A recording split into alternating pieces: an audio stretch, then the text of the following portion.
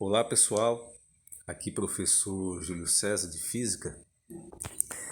Encerramos o nosso assunto de eletrostática e daqui para frente a gente vai ver eletrodinâmica. Então vamos lá. Se eletrostática seria o estudo de cargas elétricas em repouso, a interação entre elas, eletrodinâmica, como o nome já induz a imaginar, seria os efeitos da corrente elétrica, ou seja, cargas elétricas em movimento. Então, o que vem a ser a eletrodinâmica? É o ramo da física que estuda o movimento de cargas elétricas, fenômenos, o comportamento delas em movimento, a ação dela nos circuitos elétricos, o que vem a ver um circuito, bem como seus componentes, geradores de eletricidade e receptores. Então, qual a definição então de carga elétrica? É o corrente. Bem, então a corrente elétrica é um movimento ordenado de cargas elétricas provocado por uma diferença de potencial elétrico ou tensão estabelecidos nas extremidades de um circuito. Então, como é que isso ocorre? As cargas elétricas, elas estão em movimento lento e caótico em um condutor, em um material condutor. Imaginem um fio de cobre. Os elétrons livres, que são os que formam a corrente elétrica, quando as extremidades desse condutor são submetidas a uma diferença de potencial, ou seja, uma tensão elétrica, são eles que formam a corrente. Mas acontece que quando eles estão no interior do fio condutor, os elétrons eles encontram-se em movimento desordenado, caótico, dessa forma, como está nessa figura aqui, movimento desordenado. E aí o que é que acontece? Através de uma bateria, certo?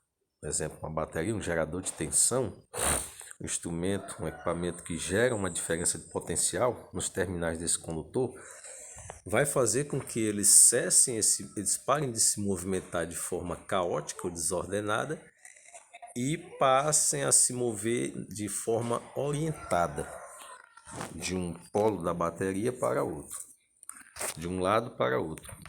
Então esse movimento que ora era desordenado passa a ser ordenado. E aí estabelece o que a gente conhece por corrente elétrica. Mas, repito, para que haja corrente elétrica, deve ter uma tensão. E o que é que gera uma tensão? Uma bateria, por exemplo. Então, a gente tem, no estudo da eletrodinâmica, o sentido convencional da carga elétrica e o sentido real, certo?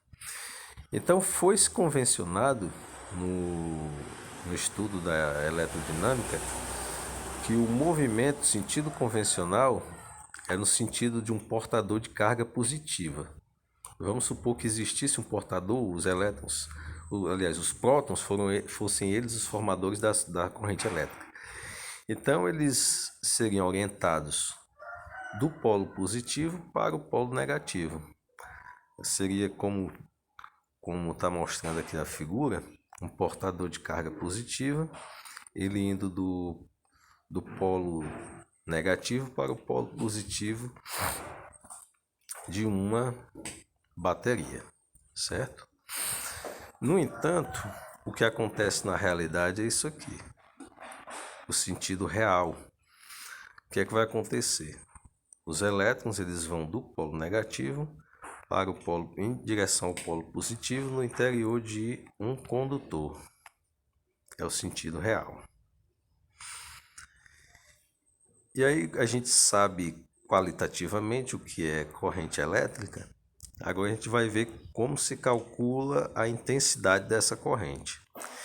Então imaginemos que a gente tenha uma seção transversal, um corte no fio, onde tem uma área.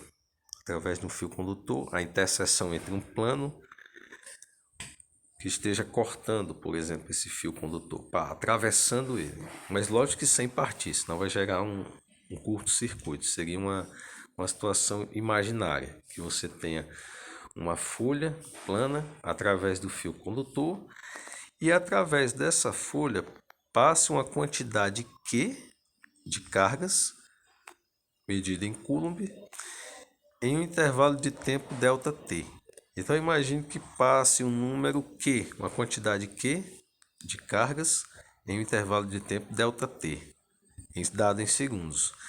Então você vai ter a intensidade da carga elétrica como sendo essa quantidade Q dividido pelo tempo ΔT que essa quantidade levou para atravessar essa seção transversal.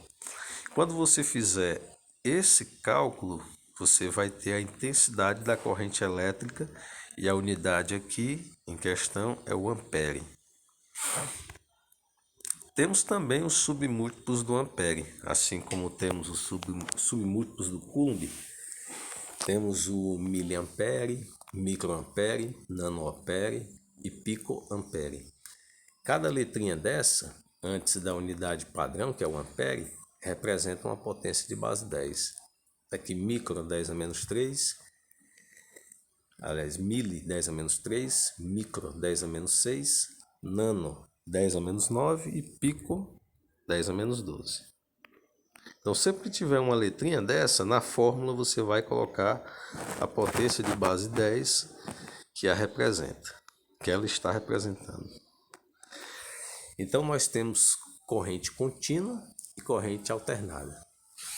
A corrente contínua, pessoal, seria no caso uma corrente onde o sentido esteja direto, ele não há uma oscilação. A corrente ela está em velocidade constante, caminhando de um polo para outro. Já na alternada, ela há pequenas variações no sentido da corrente. E isso é dada essa oscilação, ela é em intervalos de tempo bem determinados. E aí constantes. E o que a gente vê na nossa distribuição, na alimentação da corrente elétrica e nas instalações residenciais. Usa-se a corrente alternada. Temos aqui algumas vantagens da corrente alternada em relação à corrente contínua. No caso aqui, a energia transmitida por uma corrente alternada não perde muita força ao longo do caminho. Assim a gente tem pouco desperdício. A corrente alternada pode facilmente ficar com uma voltagem muito mais alta. E quanto mais alta a voltagem, a gente tem mais eficiência aí no transporte dessa corrente, desses elétrons livres. E aí a gente tem alguns efeitos da corrente elétrica. Quais são esses efeitos? A gente tem o efeito Joule, que é o aquecimento. No caso, um fio sobrecarregado, ele pode até derreter por conta desse efeito Joule. Temos o efeito magnético, que é uma corrente passando através de um fio, gera um campo magnético circular ao redor do fio, e a gente vai ver isso posteriormente. Temos o efeito fisiológico, que é o choque, todo mundo conhece. O efeito químico, que é produzir reações químicas. E o efeito luminoso, que é gerar luz. Então, tudo isso é efeito da existência, da passagem de uma corrente elétrica. Mais adiante aqui, a gente vai chegando aqui aos elementos de um circuito elétrico. Um circuito elétrico é um caminho por onde passa a corrente elétrica, um caminho pré-determinado, estabelecido através de condutor. Então, dos elementos do circuito elétrico, a gente tem aqui no caso o gerador. O gerador é quem gera a tensão que vai fazer com que os elétrons se movam de forma ordenada, formando uma corrente elétrica, né?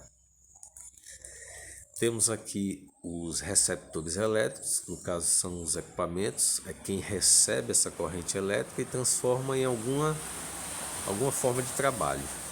No caso, temos aqui a geladeira, o ventilador, uma máquina de encerar pisos, temos aqui a TV também. Todos esses são receptores.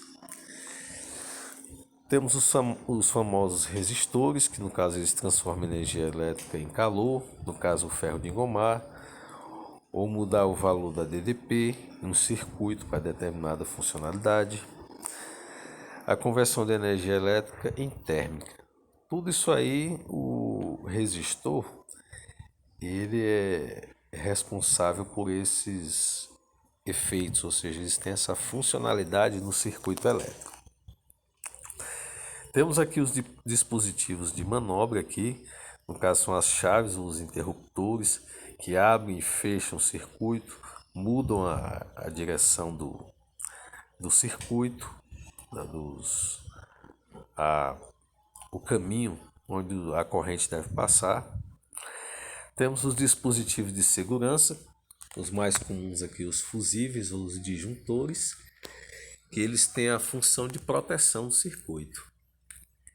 No caso de uma sobrecarga, o fusível ele vai derreter e o disjuntor ele vai simplesmente desarmar ou desligar, vai funcionar como um interruptor.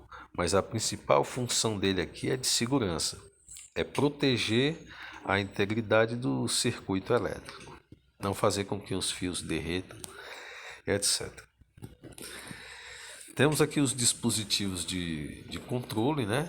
Os principais aqui, o amperímetro e o voltímetro. O amperímetro, lembra o que esse nome ampere? Medidor de ampere. Ele vai medir a corrente elétrica num determinado trecho do circuito. E o voltímetro ele vai medir a tensão elétrica num determinado trecho do circuito. E é isso, pessoal. A gente espera que com essa explicação e a disponibilidade desse mesmo material aqui, que aqui está, que foi explicado, vocês consigam compreender os questionamentos que vão ser postos a vocês nesse AP1. E fica o meu agradecimento pela atenção de vocês e obrigado.